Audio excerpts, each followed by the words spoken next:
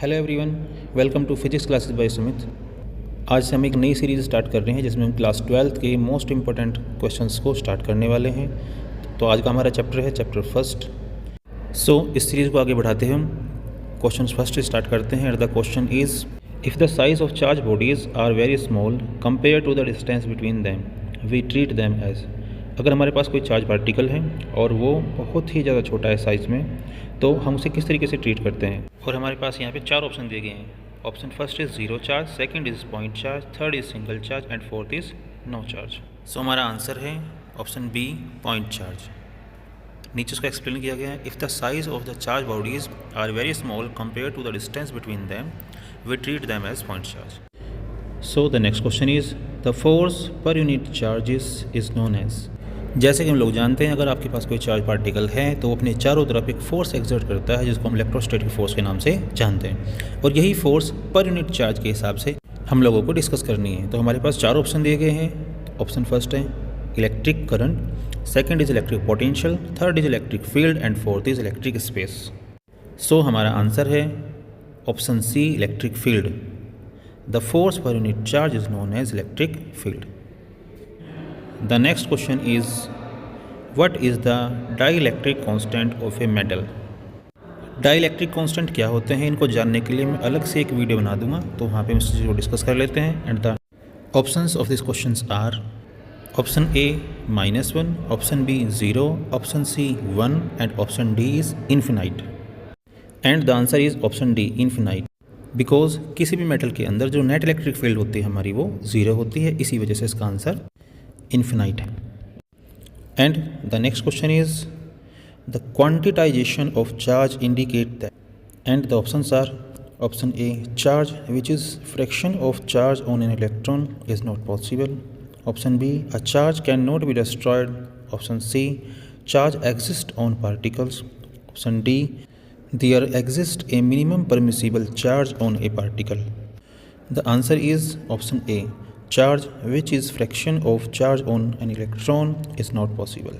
जैसे कि हम लोग जानते हैं, किसी भी बॉडी का एंटायर चार्ज जो डिपेंड करता है वो उसके इलेक्ट्रॉन्स के क्वांटिटी पे डिपेंड करता है। तो according to number of electrons हम डिस्कस कर सकते हैं क्वांटिटाइजेशन ऑफ चार्ज को, which is equal to the integral multiple of charge on one electron, that is explained by Q equals to Ne। The next question is What happens when a glass rod is rubbed with silk? जब हम किसी glass rod को silk के साथ में rubbing करते हैं तब हमें क्या चेंजेस देखने को मिलते हैं। तो हमारे पास यहाँ 4 ऑप्शन दिए गए हैं।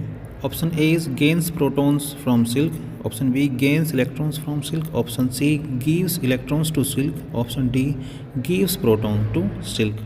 And the answer is option A, gains proton from silk. जैसे कि हम लोग जानते हैं, चार्ज का ट्रांसफ़र एक बॉडी से दूसरी बॉडी पे 3 तरीके से किया जाता है, जिनमें से एक चार्जिंग बाई रबिंग भी है।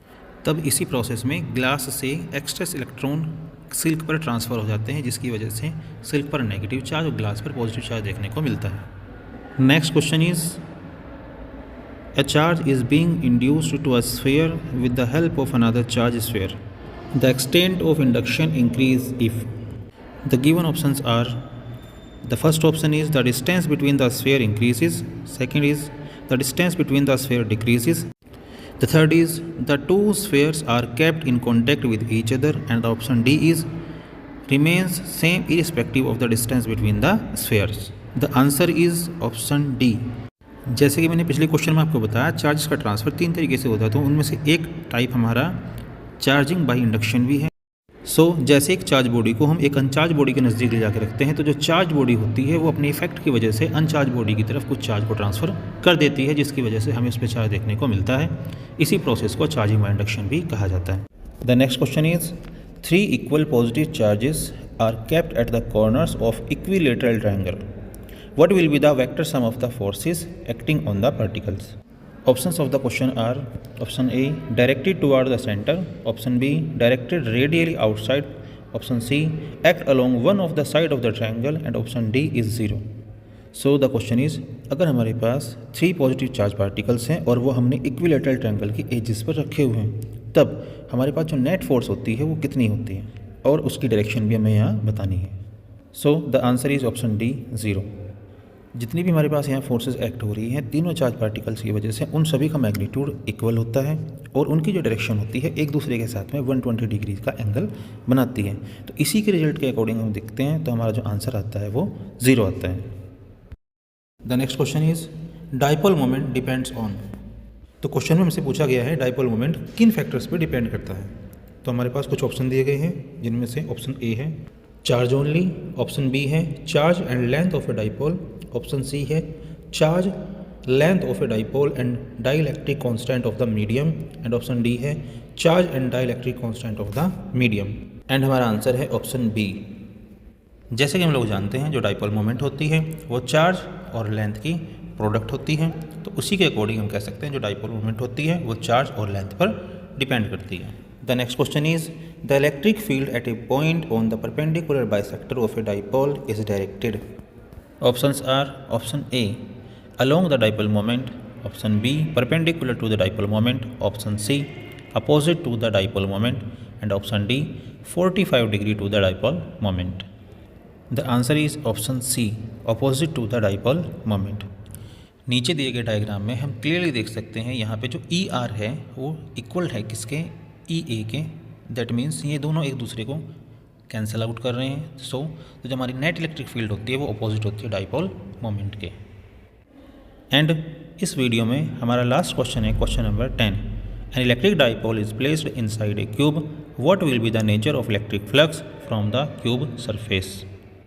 हमारे पास यहाँ पे 4 ऑप्शन दिए गए हैं। Option A coming out of the surface, option B coming in toward the surface, option C no flux at all, option D coming out from one half and coming inward in the another half. तो question में हमसे पूछा गया है अगर किसी electric dipole को cube के इनसाइड ले जाके रखते हैं तो क्यूब के सरफेस पे इलेक्ट्रिक डाइपोल की वजह से क्या इफ़ेक्ट हमें देखने को मिलता है। तो हमारा आंसर है option C no flux at all. जैसे कि हम लोग जानते हैं जो इलेक्ट्रिक डाइपोल होता है उस पर 2 अपोजिट चार्जेस होते हैं जिनका नेचर अपोजिट होने की वजह से ही उन पर टोटल चार्ज 0 हो जाता है। और जैसे जो फ्लक्स होता है वो चार्ज बॉडी के सरफेस से हमें देखने को मिलता है। तो अगर किसी बॉडी के अंदर का टोटल चार्ज 0 होता है तो सरफेस पे फ्लक्स भी 0 होगा। आज की इस वीडियो में हम लोगों ने यहाँ पे सिर्फ 10 क्वेश्चन को डिस्कस किया है और बचे हुए क्वेश्चन को हम नेक्स्ट वीडियो में डिस्कस करेंगे।